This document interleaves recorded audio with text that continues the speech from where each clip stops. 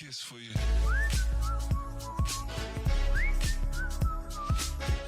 Okay, today we're looking at Etheria Restart. I've been kind of on a gacha roll recently. I did Wuthering Waves, Crystals of Atlan. I'll be doing ZZZ and Mongol Stardive in a couple of weeks. However, today we're looking at Etheria Restart, which is a game not many of you have probably heard about. I was interested in this game because it reminded me of Honkai Star Rail, and I hadn't seen a bunch of other gacha games like this one, and so I downloaded it without any reviews or anything else. And maybe it was just me coming from Crystals of Atlan, which was awful, but I was immediately impressed by the quality of the story, music, setting, and combat options, especially compared to a similar game like Honkai Star Rail. So let's just get into it. This is coming from a gacha player, from a non-gacha player that is more interested in kind of how this fits into the market of the current gacha and maybe where it kind of shines and that kind of stuff. So we'll just kind of talk about this game like that and kind of get people maybe interested in checking it out, because I do think I like this game.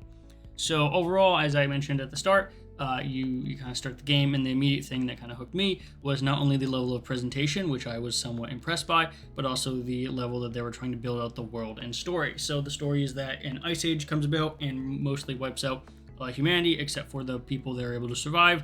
They put their consciousness up to a like Wall-E or Soma style ship paradise, and they effectively make a new government. This government is helped by something called like animus, which are like little creatures or I guess pets, sort of, but they're like also people. It's kind of a weird thing, but like animus are sort of like helpers, right? However, one day a group that is a bad group, or like a terrorist group, if you will, chucks some virus into them and starts making them go crazy, and they start killing all the people there, right? Which is not good. And so now we are effectively tasked as a group to defend them and stop the virus and, get it back to normal. So that is the setup there. So it starts off with us obviously, being in amnesia and not knowing what we're doing kind of thing, but having effectively your little animus pets that are not corrupted. So you'll pretty much start, and your main room here that you look around is like the real world, if you will, and then you hop in your chair to go into the digital one, and there you have all your animus pets, which are effectively your characters or what you gacha for. You use that to beat the evil animus, if you will. The other thing I was super impressed by is the music.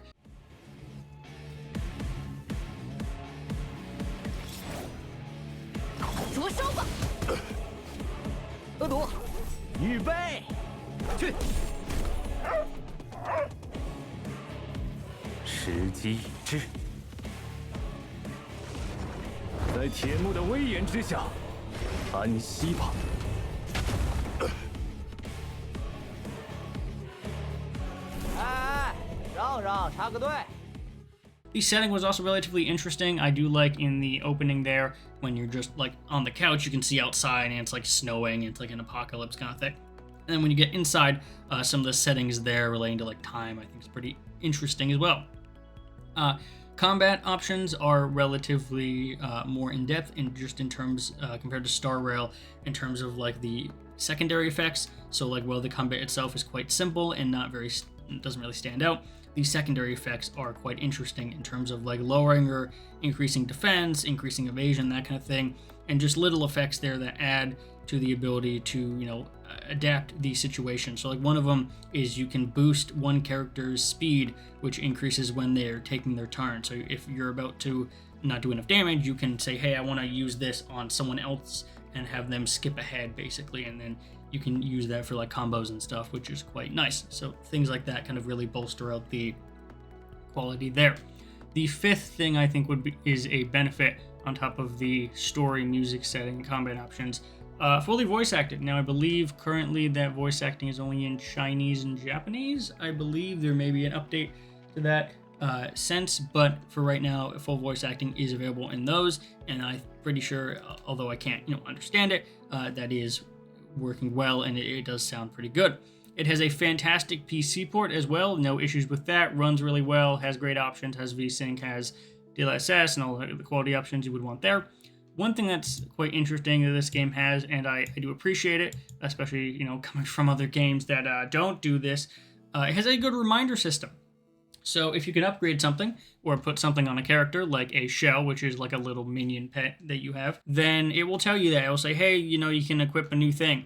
And it's a little loud in terms of like where it is in the UI and how big it is and stuff, but it is good at reminding you instead of just being a perpetual dot that's always there on your character sheet that you can never get rid of. It's like, hey, you want to upgrade your stuff, you want to upgrade your gear, you can do that now. You can press that button and it'll take you there. So I quite like that. I mentioned shells earlier, and so we'll talk about shells now.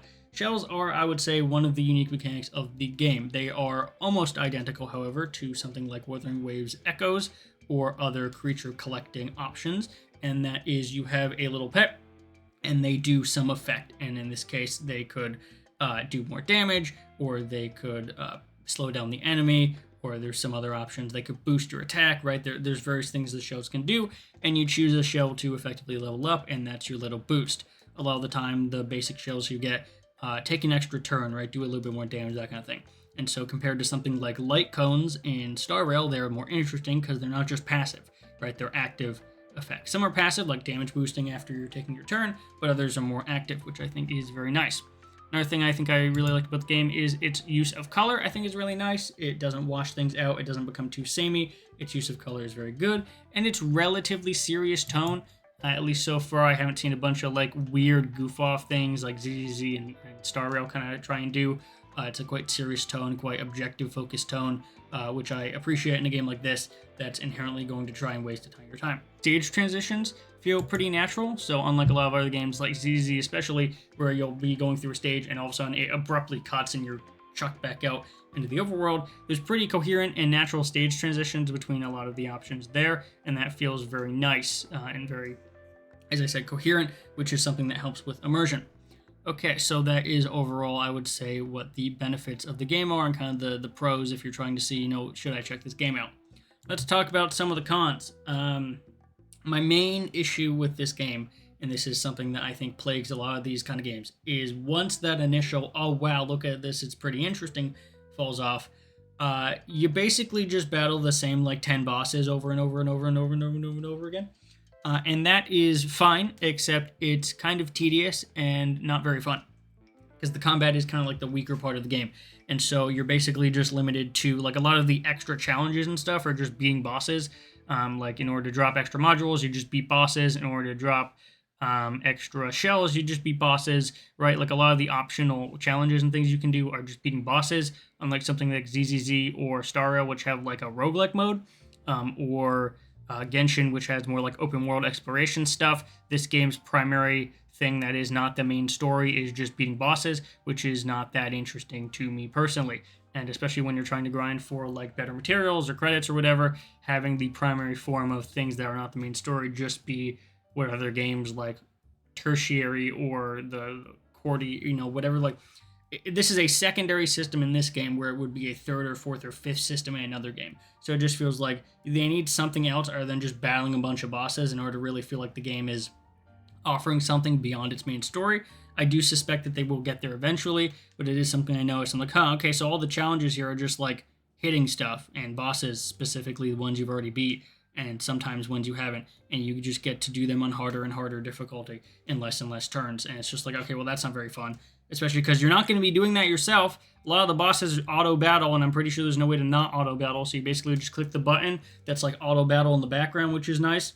But it just battles it like 8 times or whatever. And it's like, okay, well, like obviously other games like Star Rail have that as well. But in Star Rail, you have the simulated universe, and you have the other side quests you can go on, and you have like just other things that take up that time, the other events and things, right? Like there's more stuff to do that isn't just the the weeklies and stuff, like the flowers and things that open up. Those are kind of what I would say is equivalent to this if you played Star Rail. Like, I don't remember the Cruxes, Cruza, whatever's, Calyxes, there's something like that.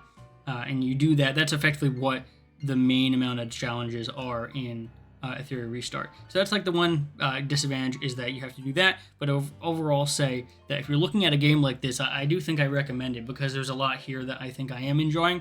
It's also very nice. One thing I don't mention often, this game is like 10 gigs maybe on phones, and you might say, oh, that's a lot. Well, like, no, because like Wuthering Waves is like a 25 gig game. Genshin Impact's like a 45 gig game.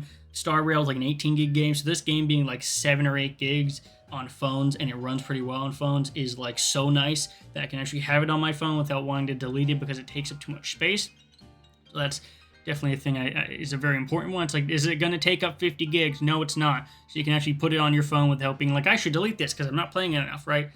So it's very nice in that regard, and it does work well and has a nice interface for phones. So I would definitely say that, like, if you're interested in this kind of game, obviously it's free, and I haven't really noticed anything that's like, oh, that's kind of like really egregious in terms of spending or anything. It's a pretty standard model there. So as long as you know you're not prone to spending a bunch of money on a bunch of characters that you don't need. I will say that the gacha of this game has felt pretty generous in terms of the amount of characters, the quality of the characters, and what they can do that I've gotten. Obviously, you'd expect that from a starting launch, but I don't feel like I need to spend money in this game to feel like I'm getting a lot of the characters. So I would definitely say all those benefits relating to its shell system, its tone, its presentation and production value really kind of push over the edge to being a game that I would definitely recommend if you're interested in these kind of games, obviously, because I know a lot of people might not be. But if you're interested in like a turn-based game like this, you should absolutely be checking this out. So if you want to see more videos like this on the channel, make sure to like, subscribe, comment down below, do all that stuff, and I'll see everyone in the next video.